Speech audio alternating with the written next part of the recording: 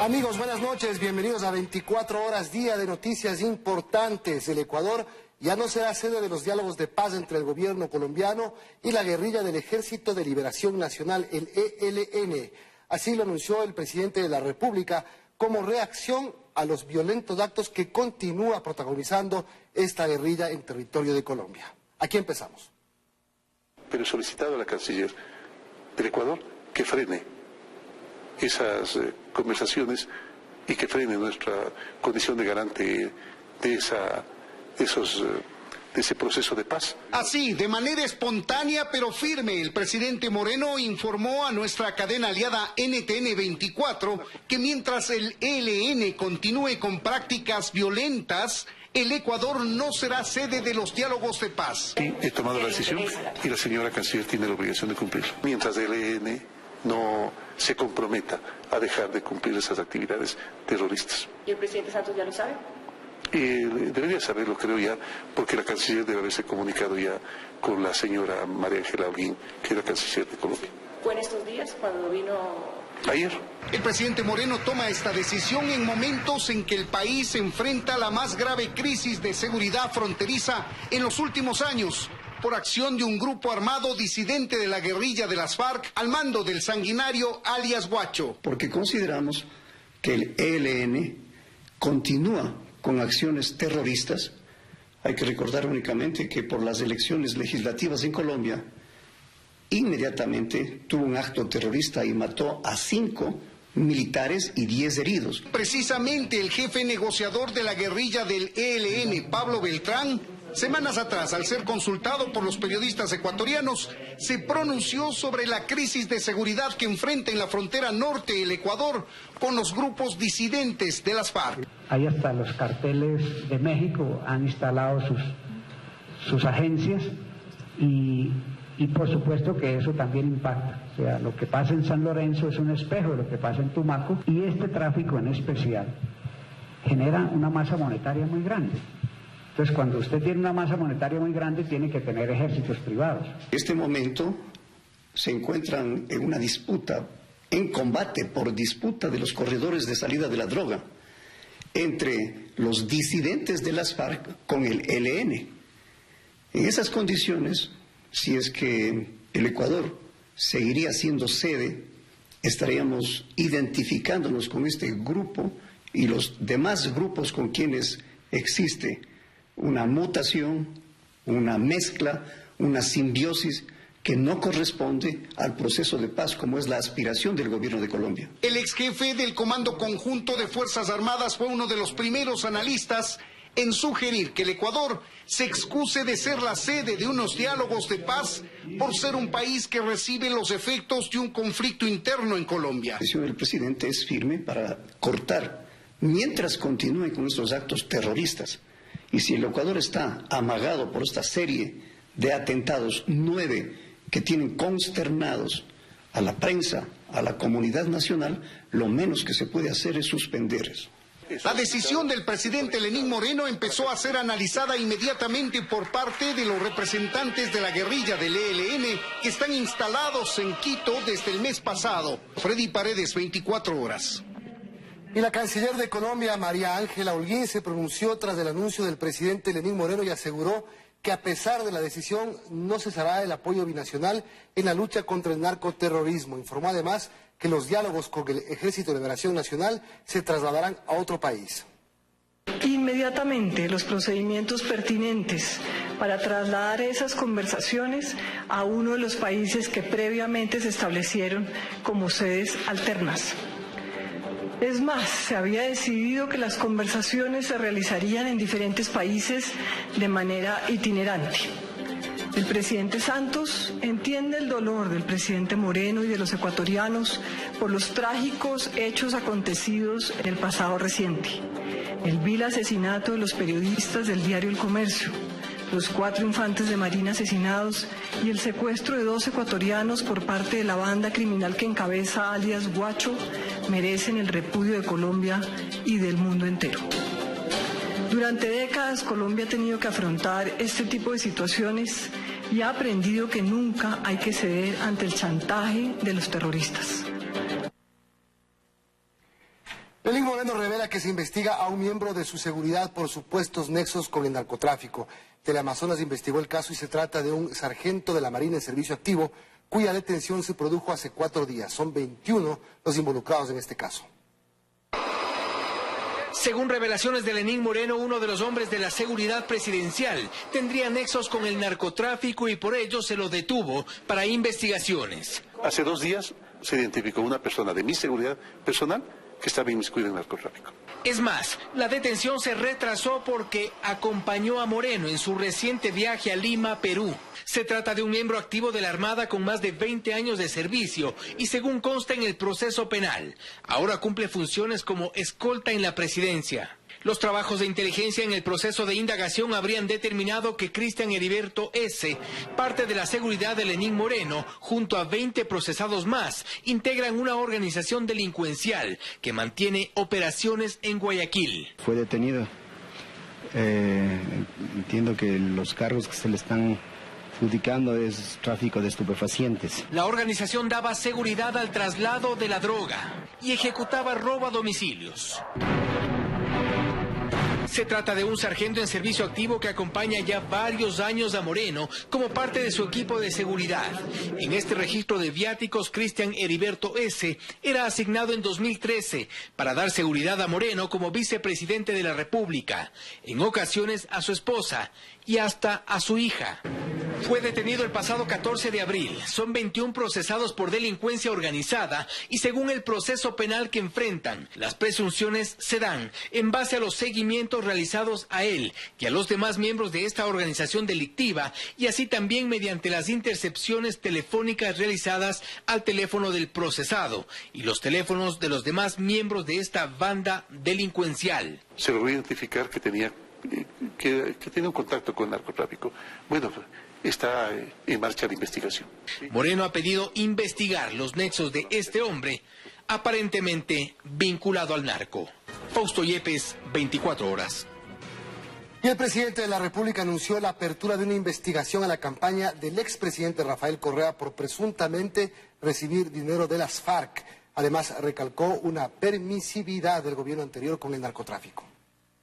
Sí, sin duda alguna. Con una voz neutra, así se manifestó el presidente Lenín Moreno a lo largo de una entrevista con NTN 24. Esto a pesar de anunciar la apertura de una investigación a los fondos que recibió el expresidente Rafael Correa para la realización de su campaña. Hace un momento acabo de ver un video en el cual evidencia inclusive un testigo de estos protegidos que las FARC entregaba dinero para las campañas del expresidente Correa. Yo pedí que se compruebe su veracidad. Puede ser así, lo había manifestado, que es una falta de ética a la moral y un irrespeto a lo que debe ser la política. Reiteró que la situación que vive actualmente la frontera es producto de la permisividad de la década pasada, pues este gobierno tomó la decisión de decir basta. Me parece que había un acuerdo tácito de no molestarse mutuamente. Yo pensé que había que decir basta y que había que intervenir e impedir que la droga transite libremente por nuestro territorio. Ante su participación como vicepresidente en el gobierno al que él denomina como permisivo, responde. Sí, culpable por omisión, por no haber puesto atención a aspectos económicos donde se presumía que podía haber actos de corrupción. Siempre pensé en la posibilidad de que eso no era sino mentiras o calumnias. No se olvide que en este momento hay un vicepresidente preso y por lo menos una decena de ministros, altos funcionarios que están presos o deberían estarlo.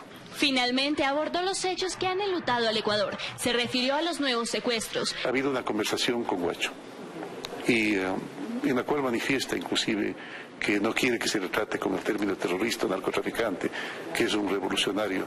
Por Dios, revolucionario, yo fui un revolucionario. Y para mí revolucionario significó siempre ser el mejor individuo. ¿Está nuevamente abierto el diálogo con ellos para recuperar a estos 2 ciudadanos? Bueno, yo entiendo que los canales del diálogo siempre están presentes. En forma particular, lo que no vamos ya es aceptar sus condiciones. ¿No hay cambio? No hay cambio. Denominó como urgente el plazo de 10 días para que los ministros de Defensa, del Interior y de Relaciones Exteriores pongan a alias Guacho en manos de la justicia. Como manifestado y dolorosamente me ha correspondido con otros compañeros a los cuales he solicitado que den un paso al costado después de equivocaciones o no cumplir lo que la ciudadanía y su gobierno espera de ellos, pues dar su paso al costado. En Quito, Daniela Valencia, 24 horas. En un operativo conjunto, los cuerpos policiales de Ecuador y Colombia detuvieron en Ipiales a alias Brian, uno de los cabecillas y hombre de confianza del frente narcoterrorista que lidera alias Guacho. Es alias Brian, un lugarteniente de alias Guacho capturado en Ipiales. Él sería el responsable de los atentados con explosivos en la provincia de Esmeraldas. Las autoridades informaron que para su detención hubo cooperación por parte de la policía de Ecuador y Colombia. Es una captura muy importante después de un trabajo de investigación y, como le he indicado, muy articulado e integrado con nuestra hermana policía del Ecuador. Este es uno de muchos operativos que hemos realizado en coordinación. Seguimos con el intercambio de información. Esta es una muestra de lo que podemos hacer juntos. Alias Brian o Vicente Cánticus Pascal sería uno de los hombres de confianza de alias Guacho, el narcoterrorista responsable por la muerte de 4 militares y del equipo periodístico de Diario El Comercio. Alias Brian era el cabecilla de la estructura en la zona de Llorente y La Guayacana, en Tumaco. Hacía parte de la estructura de la antigua FARC por 10 años. En Ecuador, el gobierno confirmó la detención mediante un comunicado oficial en el que informó haber asestado un nuevo y contundente golpe al grupo delictivo de los de Guacho. Asimismo, confirmó el operativo el fiscal general ecuatoriano. Se hicieron unos operativos en la madrugada. Se está trabajando coordinadamente con la Policía y el Ejército de Ecuador y la Policía del Ejército de Colombia y las Fiscalías Generales de Ecuador y de Colombia. Las autoridades colombianas informaron además que alias Brian era el explosionista y quien se encargaba de obtener insumos químicos para los laboratorios de coca en la región del Bajo Mira en Colombia y en la frontera con Ecuador. Según el jefe antinarcóticos, en nuestro país el mercado de la cocaína mueve importantes montos de dinero, por lo que se ratifican en la afectación a estos grupos narcoterroristas. Así dio razón de los posibles costos de la cocaína por kilo. 1.000 aproximadamente, que es de la salida de los laboratorios, dependiendo del destino, llega hasta 40, 50 dólares. En Ecuador han sido detenidos 42 integrantes del grupo de alias Guacho y aseguran que continuarán con más operativos y capturas a los miembros de este grupo armado dedicado a actividades narcodelictivas en la frontera entre los dos países. Gente muy importante. En días anteriores detuvimos a alias Amarillo, quien es dentro de la estructura también alguien de la cabeza de esta organización. La imputación de cargos para alias Brian se efectuó en Pasto, en Colombia. En Quito, María Gracia Costa, 24 horas. Según el comandante de la policía ecuatoriana, la pareja de comerciantes de Santo Domingo de los Áchilas habría sido secuestrada en territorio colombiano. Desde la prueba de vida a través del video difundido este martes, no ha existido ninguna otra comunicación con alias Guacho. Las investigaciones policiales en torno al secuestro de la pareja de Santo Domingo de los Áchilas avanzan, pero solo en información. La policía ha logrado indagar, levantar evidencias y seguir la pista hasta el último lugar donde fueron vistos la noche del miércoles 11 de abril. Encontramos la motocicleta en la que se movilizaban, el hotel en cual se hospedaron. El día que llegaron trataron de ir a Puerto Rico, que es una población colombiana que queda frente al Cantón San Lorenzo. Así que suponemos que ellos fueron secuestrados en esta población y están allá en Colombia. Y es que según los familiares, Óscar Efrén Villasís Gómez se dedicaba al comercio y junto a su reciente pareja, Katy Vanessa Velasco Pinargote, viajó en motocicleta a Esmeraldas a cumplir esas tareas. Siempre se dedicaban al trabajo del comercio y siempre salían fuera del país, es lo que comenta la familia. Entendemos que de pronto desde Colombia el tema de la ropa, esas cosas. Los familiares están desconcertados. Recuerdan haberle pedido a la joven Katy de apenas 20 años que no viaje a San Lorenzo, pero ella habría dicho que solo era por 2 días. Sin embargo, este miércoles se cumple ya una semana que no saben de su paradero. Le llamamos, los 2 teléfonos salen apagados, todo eso. Ah, los teléfonos están apagados. Desde el día miércoles. Desde el miércoles estaban apagados ya. Sí, desde el día miércoles, porque yo le llamé y mi mami me dijo, llámale a la Vanessa y se no ha llamado a decir si llegó bien o no. Y yo le llamé y salí apagado. La policía sostiene que no puede garantizar la seguridad de las personas que asumen más riesgo al acercarse a la zona fronteriza. Más aún cuando el perfil psicológico de alias Guacho es el de un hombre violento y variable. Siempre nosotros cuando hacemos contacto le pedimos la liberación, le pedimos la integridad, pero ustedes comprenderán, es un tipo que tiene un perfil psicológico muy complicado y Dios quiera que tengamos la posibilidad de que nos entregue a esta pareja. La atención se concentra ahora en la vida de la joven pareja de comerciantes secuestrados. Ella es mi hermana, tiene una niña recién de 5 años y tiene apenas 20 años y tiene toda su vida y su futuro por delante. Que los ayude, que los deje vivir, que no los dejen caer, morir así como esos pobres periodistas. Mientras la recuperación de los cuerpos de los 3 periodistas de Diario El Comercio es incierta, pese a la predisposición de la Cruz Roja Internacional. En Quito, Freddy Paredes, 24 horas. Los familiares de la mujer secuestrada por la organización de alias Guacho permanecen con seguridad por parte del gobierno. Así lo dijo el gobernador del Guayas, José Francisco Ceballos. Compañeros y exmaestros de Vanessa se reúnen y piden su liberación urgente.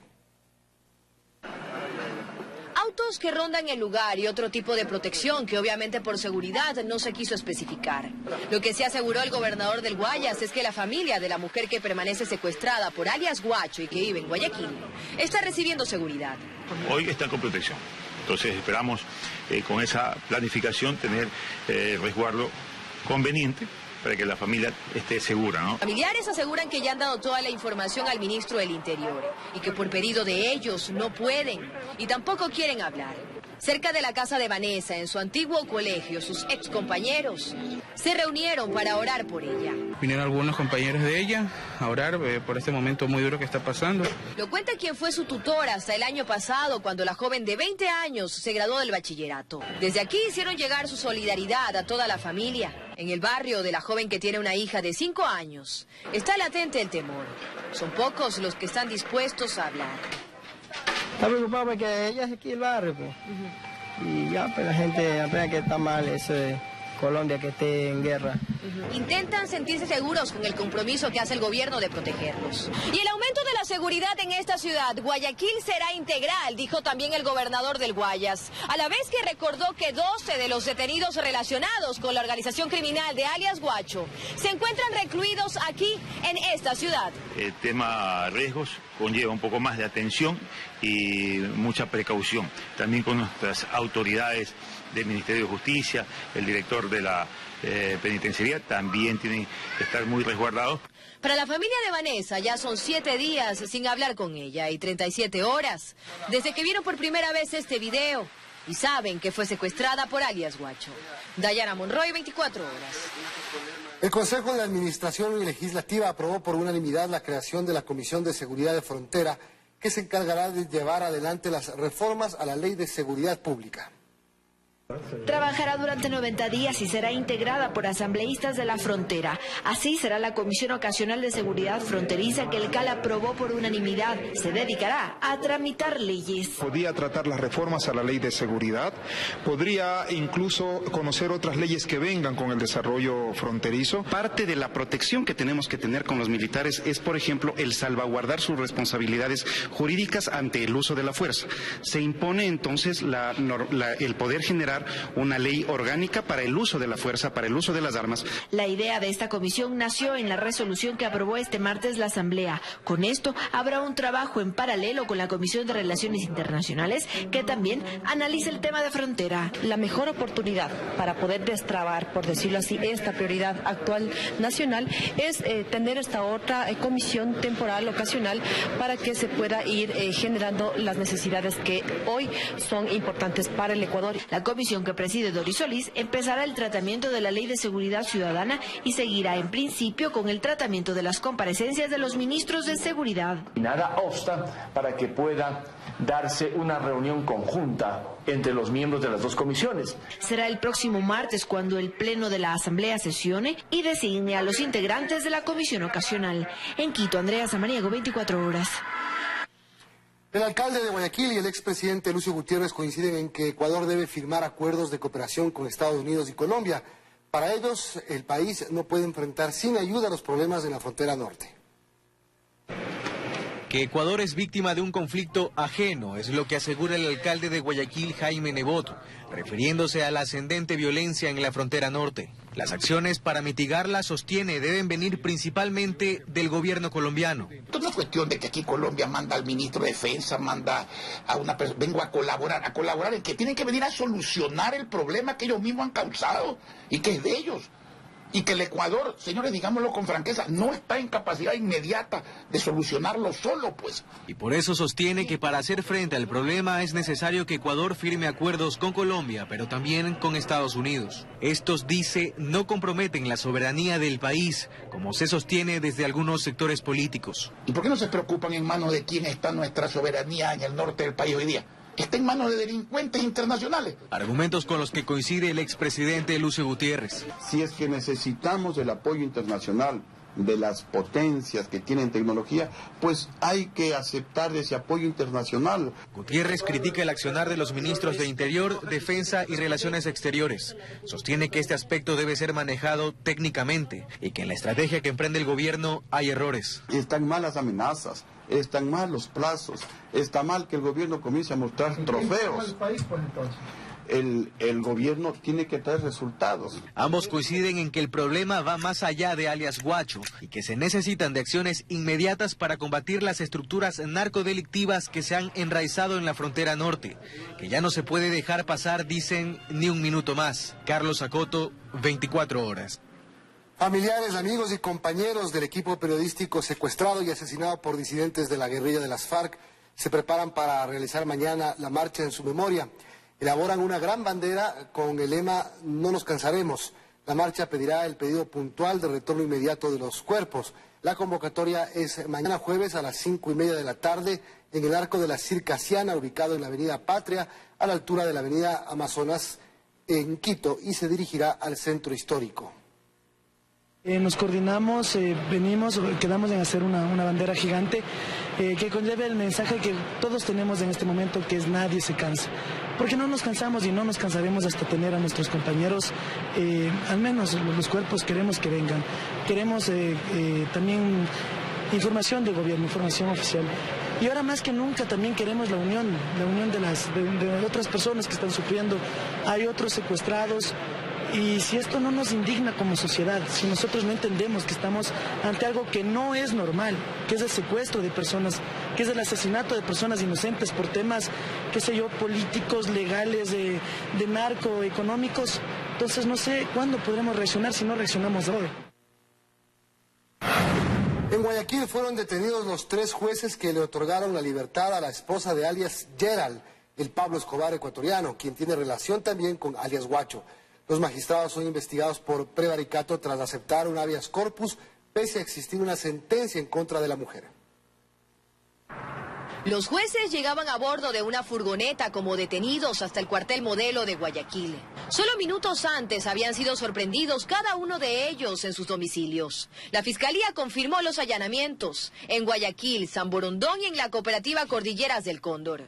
Son los magistrados que le otorgaron la libertad de forma, por decirlo menos, sospechosa a la esposa de alias Gerald, el Pablo Escobar ecuatoriano, el mayor narcotraficante de nuestro país y a quien califica ya la propia Fiscalía como lugarteniente de alias Guacho. Los magistrados inmediatamente fueron trasladados a Quito, donde serán procesados por prevaricato. Otorgaron un habeas corpus pese a existir una sentencia por crimen organizado en contra de la mujer, tras encontrarse en su casa 17 millones de dólares. El habeas corpus no sirve para anular sentencias, mucho menos si están ejecutoriadas, más aún cuando es una sentencia que ha sido negociada en cuanto a la pena. Pues en el proceso consta que ella incluso asumió su culpa, por lo que pudo acogerse al procedimiento abreviado y fue sentenciada únicamente a 28 meses de prisión. Se determinará si son o no los responsables de una mala actuación judicial. Los 3 jueces de la Sala Especializada de lo Laboral del Guayas, Marcos G., Luis M. y Carlos P., tomaron la decisión este viernes, a puertas del fin de semana, y también sorprende la agilidad con la que actuaron.